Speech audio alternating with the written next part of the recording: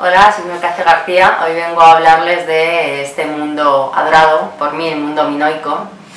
El mundo minoico siempre me gustó porque era como algo idílico, una vida de ensueño, una vida de felicidad. Pero no era un sueño, el mundo minoico fue real y duró durante muchos años.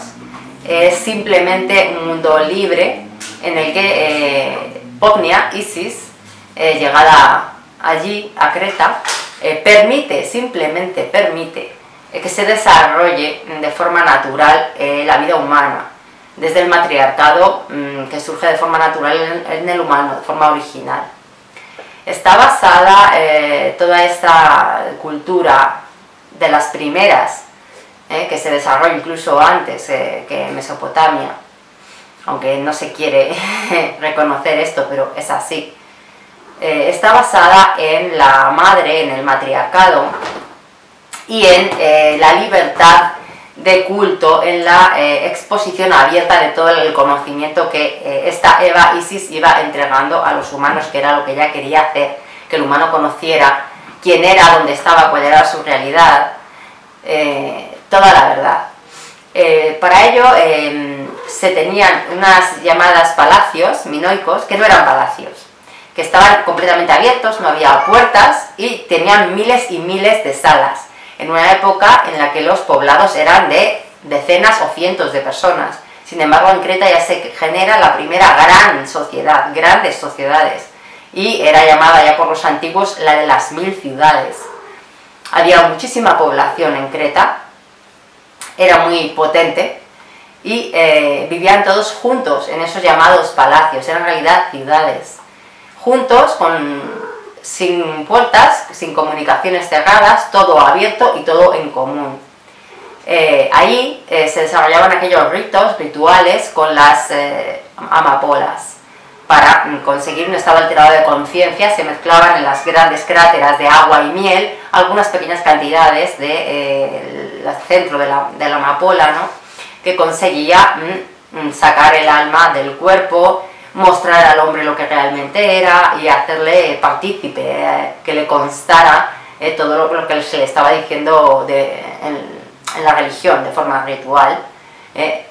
Danzaban también mucho sobre unos suelos hechos con unos dibujos concretos, era lo que llamaban los laberintos, aunque la palabra labris procede del hacha doble, el hacha doble minoica, de ahí viene el laberinto y labris, pero se refiere también a esos bailes que se hacían en el suelo y que están haciendo referencia a los pasos de los rituales, al paso del ritual de la magia Eka, generar la magia Eka en el humano. Hice un vídeo en concreto sobre la magia Eka, lo pueden ver.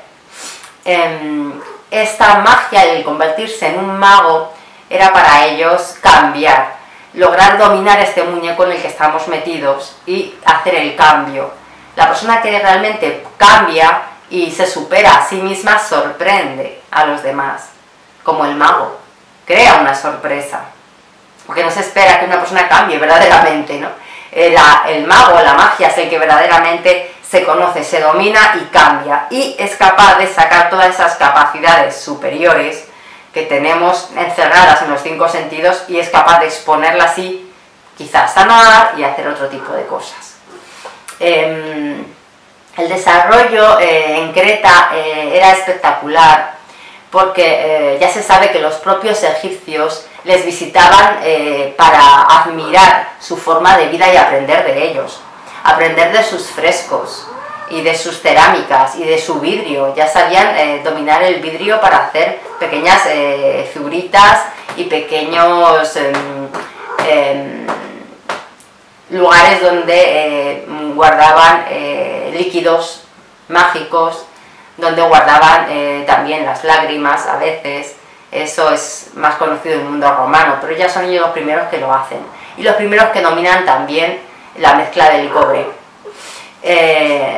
Ellos no tenían un desarrollo de las armas armamentístico, pero sí lo tenían metalúrgico a otros niveles. Tampoco utilizaban la moneda, pero utilizaban placas con forma de piel de vaca, que era lo que se intercambiaban en metales, Esto era una especie de trueque entrecomillado, ¿no? Ya que el metal tenía un valor en la forma de piel de vaca. Ellos utilizaban esto porque enseguida empezaron a desarrollar también, por todo el conocimiento que Isis les daba, el desarrollo de los barcos, muy avanzado, muy rápido, superior a cualquier otro, superior a los egipcios. Los barcos minoicos eran los llamados hecatonquiros, que decían los monstruos de 50 brazos, porque aquellos que se les encontraban por ahí pensaban verdaderamente que eran monstruos, no, su mente no daba a entender que eso era un barco, pero eran barcos de 50 remeros enormes y transatlánticos. Con estos barcos consiguieron dominar primero el Egeo, la primera isla Quitera, que es la islita que está al lado de Creta. Después ya subieron a conquistar otros terrenos en Grecia, los pocos que tenían valor, porque Grecia era una tierra que no la quería nadie. Creta era maravillosa en plantas, en animales, en grutas, en aguas con propiedades mágicas, en joyería, pero Grecia era una tierra muy montañosa, con muchos problemas de clima, muy seca en algunos puntos, muy inundada en otros. Creta no tenía grandes llanos para plantar. Creta era una tierra, Grecia era una tierra que no quería nadie, y ellos fueron cogiendo solamente de Grecia aquellos puntos más valiosos, donde empezó a crearse algunas ciudades. Las primeras ciudades de Grecia griegas eran cretenses. Por ejemplo, pues podemos hablar del punto de Eleusis, en el centro de Grecia, donde crearon un oráculo, el oráculo de Eleusis, posteriormente desarrollado como los misterios órficos, pero eso es después. Orfeo era un rey de Tracia que se interesó por los misterios eleusinos y fue educado en ellos, por más o menos la época también de Hércules.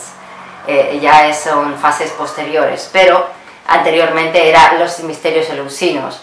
En Eleusis las mujeres todavía llevaban trajes de abeja, con esas cinturitas muy estrechas, de ahí la tradición, larga tradición del valor de la estrechez de la cintura, porque todo eso viene de esos trajes de abejas que todavía llevaban en Eleusis, que hacían referencia a la abeja de Isis del Alto Egipto, que era el símbolo de la corona roja de Esret, con este hilito que hace toda una numeración secreta que hace referencia al vuelo de las abejas.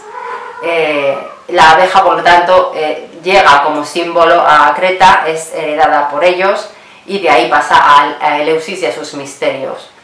En Eleusis, como ya se va desarrollando al principio abiertamente, igual que en Creta, los rituales religiosos, y después ya tienen que empezar a cerrarlos y a convertirlos en secretos, se empiezan a llamar misterios, misterios eleusinos y misterios órficos, cuando se convierte en algo prohibido y cerrado. Pero la cultura minoica no existía esto. Esto ya es una cultura micénica posterior. Los minoicos eran completamente abiertos y lo que querían era expandir su conocimiento por el resto de lugares que fueran conociendo. Con sus enormes barcos transatlánticos hecatonquiros llegaron incluso hasta América. Fueron probablemente los primeros que llegaron a América, porque tenemos el Amazonas. La zona del Amazonas se llama así por las amazonas, y las amazonas eran las mujeres minoicas y llevaban aquellos cinturones muy apretados, estrecha la cintura, cinturones de oro conocidísimos, que pertenecen a estas señoras, a las señoras minoicas. Eran sus símbolos. El hacha doble, que también de ahí viene la palabra laberinto, era el libris, es un hacha doble, pero es ritual, es para los bailes rituales. Y estos cinturones de oro ancho, que también terminan heredándose como regalo o ofrendas en Olimpo.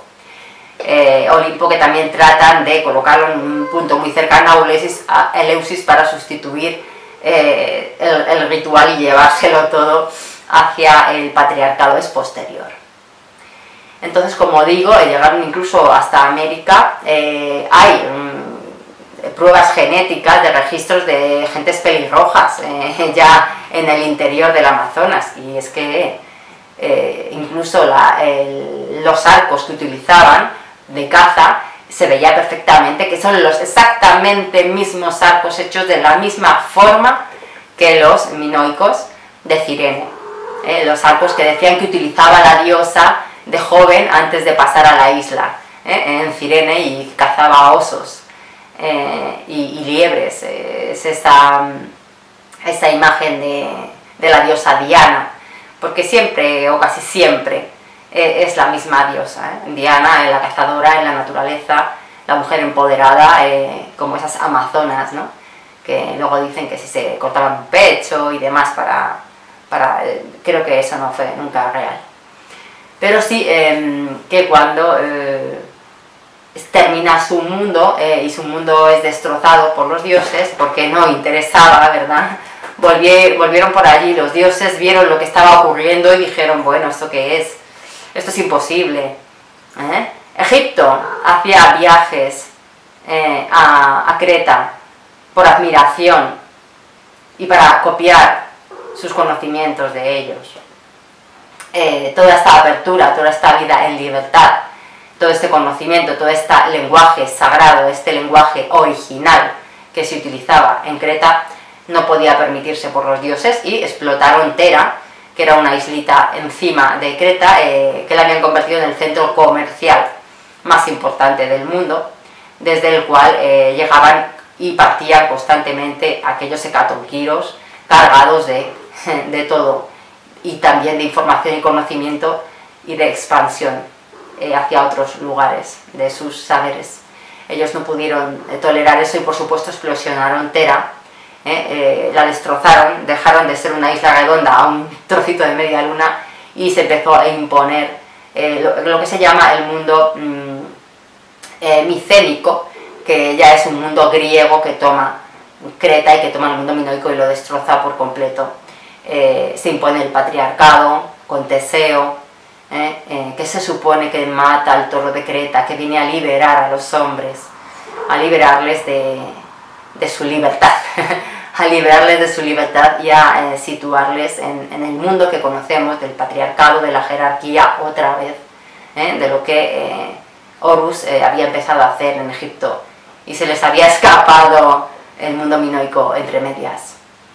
Desde luego ellos siempre fueron muy efectivos, terminaron con el mundo minoico y con aquel concepto sobre todo mental y vital de la gente. Las mujeres fueron encerradas en sus casas a coser, no debían salir porque si no se las consideraba prostitutas, y así se desarrolló exactamente igual el mundo mesopotámico, y a la par de este mundo micénico griego pre-Grecia clásica. Espero que les haya gustado y hasta el próximo vídeo. Adiós.